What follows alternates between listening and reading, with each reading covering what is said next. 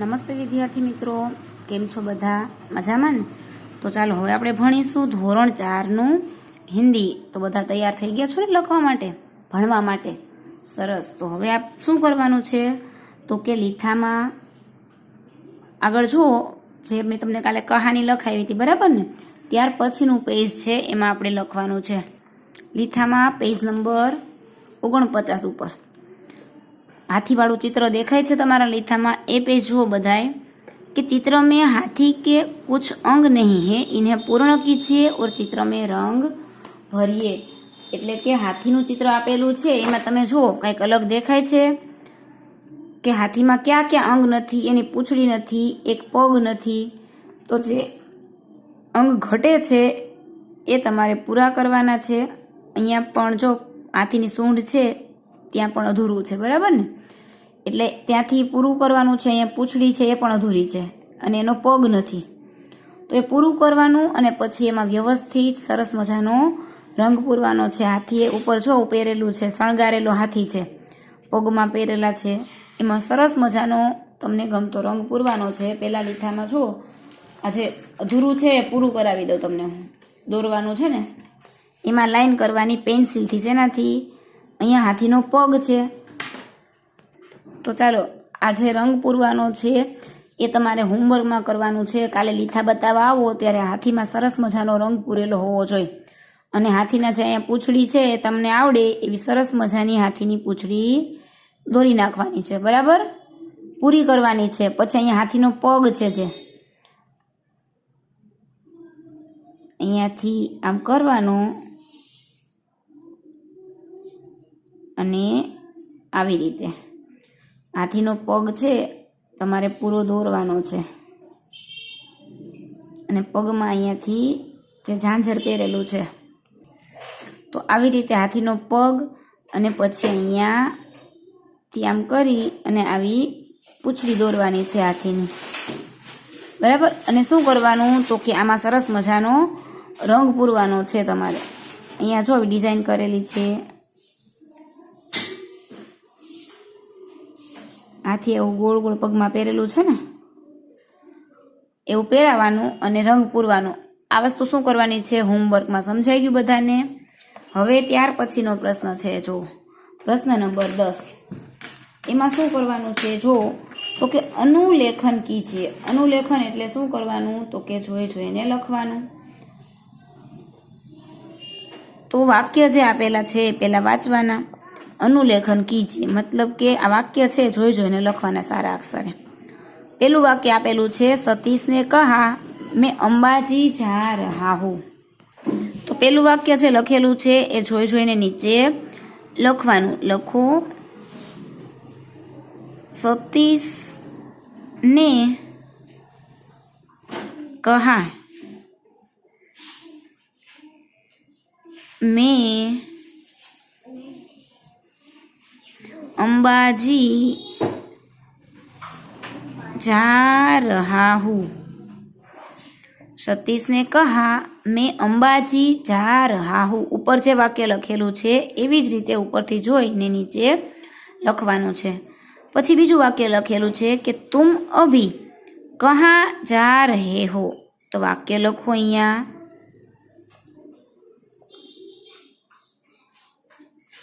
तुम अभी कहाँ जा रहे हो. तुम अभी कहाँ जा रहे हो. ત્યાર પછીનું ત્રીજું વાક્ય છે, मैं कबड्डी खेलूंगा. લખો એમાં मैं कबड्डी खेलूंगा. ઉપર જે વાક્ય છે ત્યાંથી જોઈને સારા અક્ષરથી લખવાનું છે, મેં કબડ્ડી ખેલુંગા.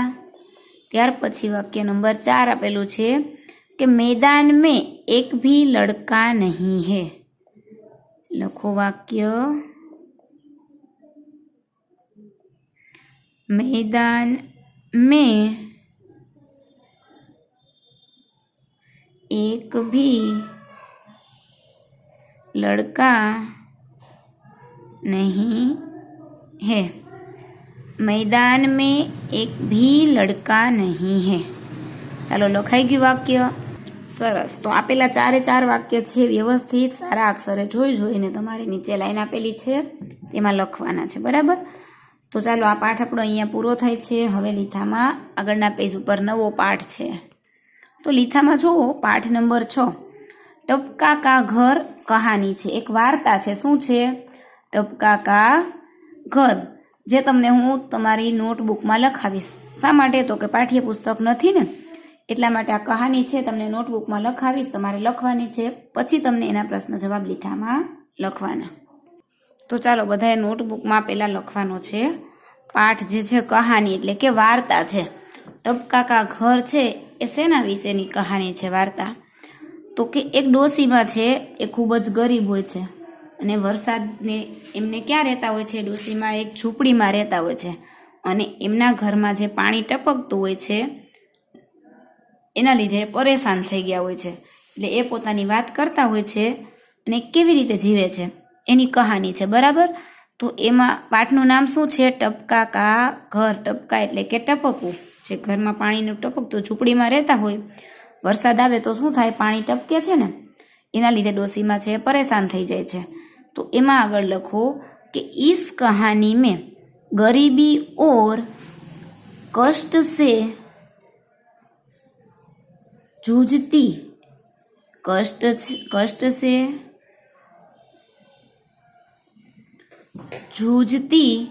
बुढ़िया की कथा है. कोनी कथा છે? એ બુઢિયા એટલે કે એક ડોશીમાની કથા છે. પહેલા લખાવી દઈશ હિન્દીમાં જ, બરાબર. પછી તમને એનું ભાષાંતર એટલે કે ગુજરાતી કરાવીશ. એટલે એમાં લખો જૂજતી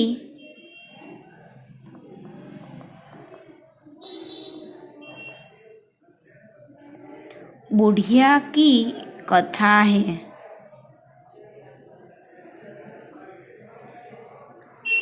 झोपड़ी का टपकता એ શેમાં રહેતી હતી? ઝૂંપડીમાં, એટલે એને કહેવાય ઝોપડી. झोपड़ी का टपकता छप्पर उसे और भी संकट में डाल देता था. उससे और भी संकट में डाल देता था. ત્યાર પછી લખો वह मन ही मन झुझला रही है. मन ही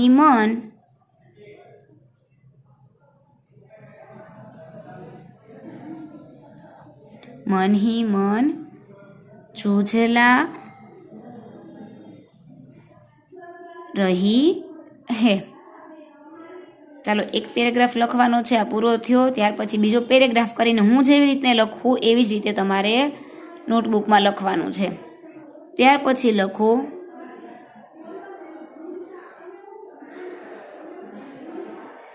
बरसात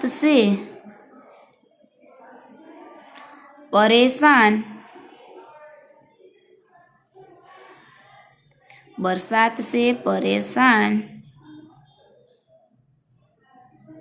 एक बाघ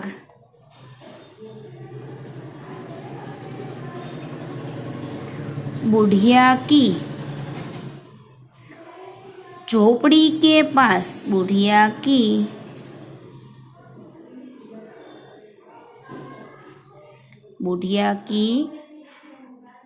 झोपड़ी के पास आया. आगर लखो झोपड़ी के पास आकर बैठ जाता है.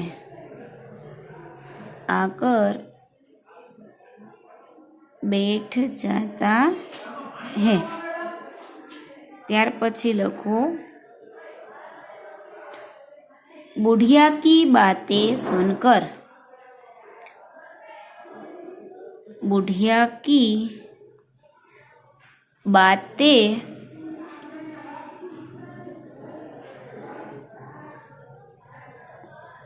सुनकर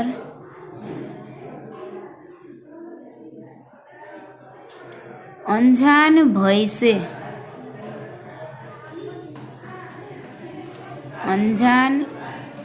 से वह घबरा उठता है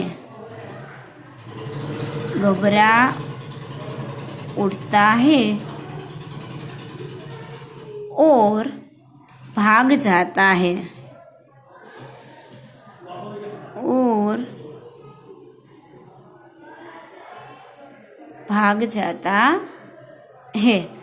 એટલે કે બુઢિયા છે એકલી પરેશાન હોય છે અને બોલતી હોય છે એટલે સિંહને એમ કે અહીંયા કાંઈક છે એટલે કે અજાણી બીક લાગે છે એને અને ત્યાંથી ભાગી જાય છે। પછી આગળ લખો ત્યાર પછી બરસાત કા दिन था।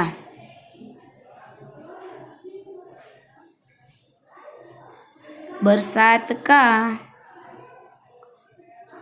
दिन था। चारों ओर पानी बरस रहा था।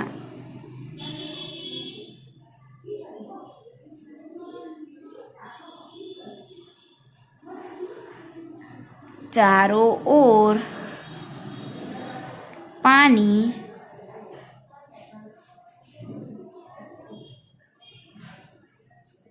बरस रहा था। પછી આગળ લખો बराबर अहीं सुधी लखाई गयुं छे। चारों ओर पानी बरस रहा था। आगळ लखो जंगल में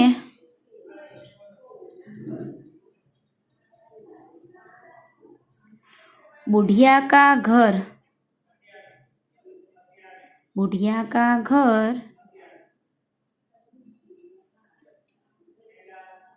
भीग रहा था। जंगल में बुढ़िया का घर भीग रहा था। પછી લખો આગળ जल्दी ही बुढ़िया का घर टपकने लगा था। ત્યાર પછી આગળ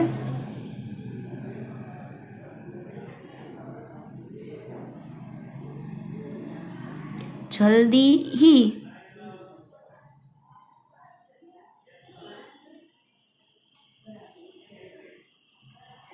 बुढ़िया का घर टपकने लगा।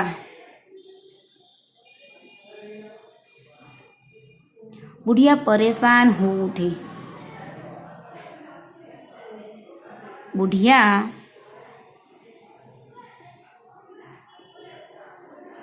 परेशान हो उठी। પછી લખો परंतु करती भी क्या। परंतु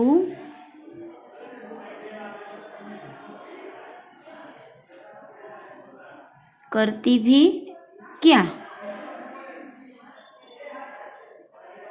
छप्पर को छाए कौन। छप्पर को छाए कौन।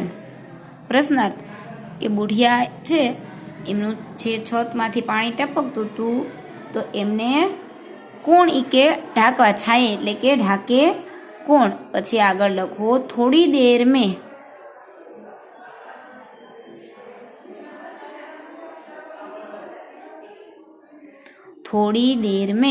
ओले भी पड़ने लगे। थोड़ी देर में ओले भी पड़ने लगे।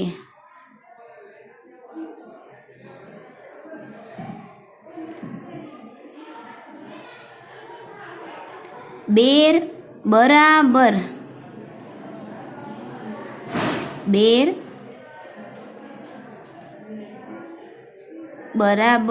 ओले।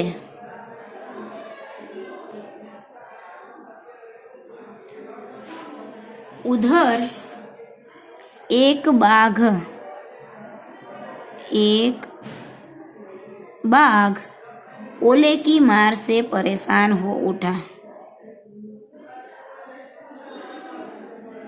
ओले की मार से परेशान हो उठा।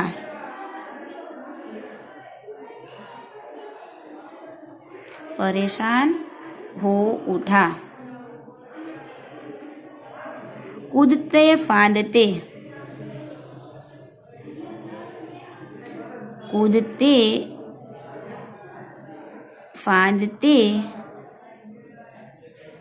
वह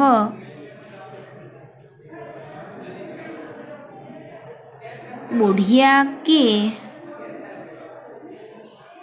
घर के पास पहुंचा। बुढ़िया के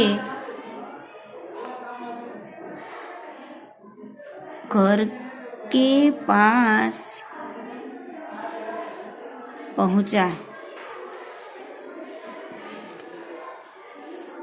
ત્યાર પછી આગળ લખો।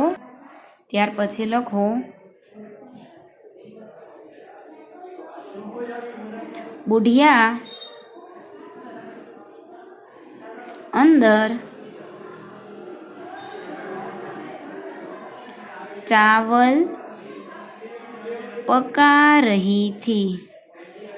बुढ़िया अंदर चावल पका रही थी।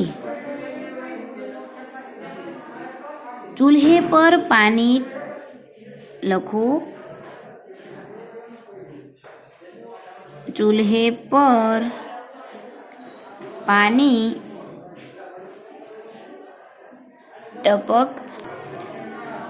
टपक रहा था। वह झुझला उठी और बोली।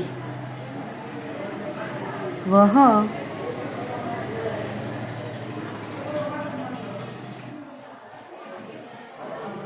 झुझला उठी और बोली, मुझे टपके से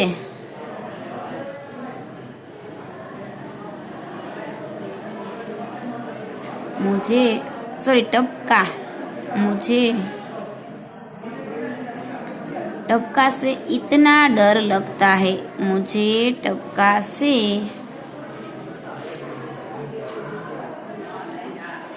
इतना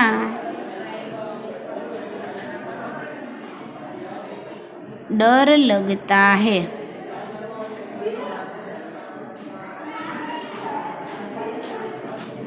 जितना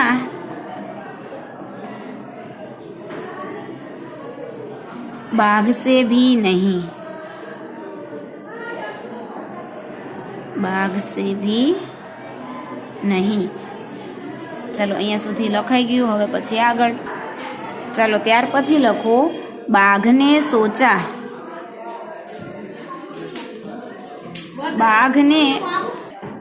બાઘને सोचा।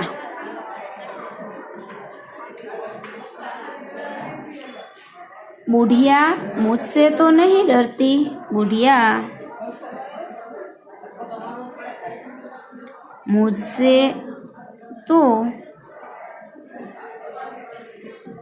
नहीं डरती, मगर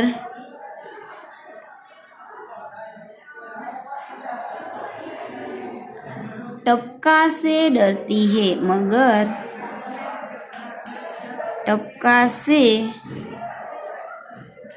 डरती है। जरूर टपका मुझसे भी बड़ा जानवर होगा। आगर लखो जरूर टपका मुझसे भी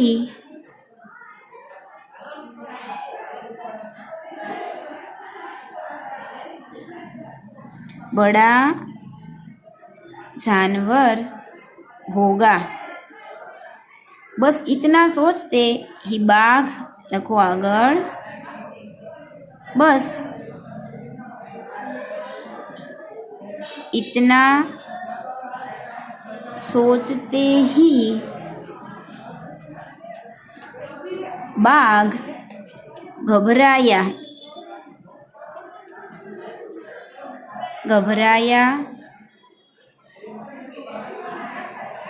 और सिर पर पैर रखकर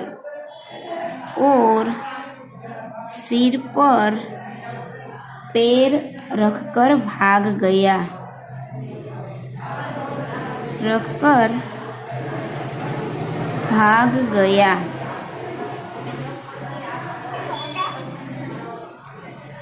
તો ચાલો આ કહાની છે બધાએ લખી લીધી બરાબર ને, હિન્દીમાં લખાઈ ગઈ વ્યવસ્થિત નોટબુકમાં કહાની લખવાની છે. હવે તમને હું એનું ગુજરાતી સમજાવીશ. જો તમારે લખેલું છે એમાં જોતું જવાનું છે અને સમજવાનું બરાબર પહેલેથી. કે કહાનીનું ભાષાંતર ગુજરાતી कि इस कहानी में गरीबी और कष्ट से जूझती बुढ़िया की कथा है. એટલે કે આ કહાની એટલે કે વાર્તામાં ગરીબી અને દુખી એક ડોસી હોય બુઢિયા, એટલે એનાથી પરેશાન એવી ડોસીમાં એક છે એમની કહાની છે કે झोपड़ी का टपकता छप्पर उसे और भी संकट में डाल देता था. કે એની ઝૂંપડીમાં જે ઝૂંપડી બનાવી અને જંગલમાં ડોસી રહેતી હતી, એટલે કે એ શેના લીધે પરેશાન થતી તો કે ઝૂંપડીમાં એ કે જે છત છે એમની એમાંથી પાણી ટપકતું હતું, એના લીધે આ ડોસી છે વધારે પરેશાન હતી. વહ મન હી મન ઝૂઝલા રહી હતી, એટલે કે પોતે ડોસી છે એ વરસાદ આવતો હતો અને પાણી જે ઝૂંપડીમાં ટપકતું હતું એના લીધે મનમાં ને મનમાં પરેશાન હતી. પછી આગળ છે કે બરસાત से परेशान एक बाघ बुढ़िया की झोपड़ी के पास आकर बैठ जाता है. વરસાદ આવતો હતો એટલે વરસાદથી પરેશાન થઈ અને એક વાઘ છે એ આ ડોસીની ઝૂંપડી પાસે આવી અને બેસી જાય છે. बुढ़िया की बातें सुनकर अनजान भय से वह घबरा उठता है और भाग जाता है. એટલે કે ડોસી છે એ વાત કરતી હોય છે કે ટપકાની પરેશાન છે એવી મનમાં ને મનમાં એકલા બોલતી હોય છે. એના લીધે આ વાઘ છે એને કંઈક અજાણી બીક લાગે છે, ડર લાગે, એટલે કે એ બી જાય છે અને ગભરાઈને ત્યાંથી ભાગી જાય છે. પછી હવે આગળ કે બરસાત કા દિન થા, એટલે કે વરસાદના દિવસો હતા, ચોમાસાની ઋતુ હોય એટલે શું હોય વરસાદ આવે ને, કે બરસાત કા દિન થા ચારો ઓર પાણી બરસ રહા થા, કે જંગલમાં ચારે બાજુ વરસાદ છે એ વરસી રહ્યો હતો. જંગલ में बुढ़िया का घर भीग रहा था, જંગલમાં જે ડોસીમાં છે એ ડોસીનું ઘર છે એ પલળી રહ્યું હતું. बुढ़िया जल्दी ही बुढ़िया का घर टपकने लगा, એટલે કે થોડીક વારમાં વરસાદ ખૂબ જ આવતો હતો, એટલે કે ખૂબ જ ઝડપથી બુઢિયાના ઘરમાં છે એ પાણી ટપકવા લાગે છે. બુઢિયા પરેશાન હો ઉઠી, બુઢિયા છે એ દુખી થઈ જાય છે. પરંતુ કરતી भी क्या, छप्पर को कौन छाए कौन, એટલે કે એમની જે છત છે બુઢિયા પરેશાન હતી પણ એ કે કરે પણ શું, કે એ વૃદ્ધ હતી એટલે એની જે છત છે એને સરખી કોણ કરી દે કે જેથી કરીને પાણી ટપકે છે એની છતમાંથી એ બંધ થઈ જાય. પછી આગળ કે થોડી દેર મેં ઓલે ભી પડને લગે. ઓલે એટલે શું થાય, થોડીક દેર મેં એટલે કે થોડી વારમાં વરસાદ હતો, વરસાદની સાથે ઓલે ભી બરસ પડને લગે, એટલે કે વરસાદ એવો આવતો તો વરસાદની સાથે કરા ખરતા હતા. બરફના કટકાનો વરસાદ થાય છે ઘણી વાર તમે જોયો હશે કે હિમાલયમાં છે, શિમલામાં જે વરસાદ થાય છે એની સાથે બરફનો વરસાદ થાય છે. આપણે પણ ઘણી વાર માવઠું થાય, વરસાદ થાય એની સાથે બરફના કટકાની ઢગલો થાય છે, બરફના કટકાનો વરસાદ થાય છે. એટલે એને શું કહેવાય છે, બરફના ટુકડા પડે છે એને તો કે ઓલે, એટલે કે થોડી દેર મેં ઓલે ભી પડને લગે, એટલે થોડી વારમાં કરા પડવા લાગે છે એનો વરસાદ થાય છે. બેર બરાબર ઓલે એટલે શું કે કરા કેવડા હતા તો કે બોર જેવડા કરા હતા.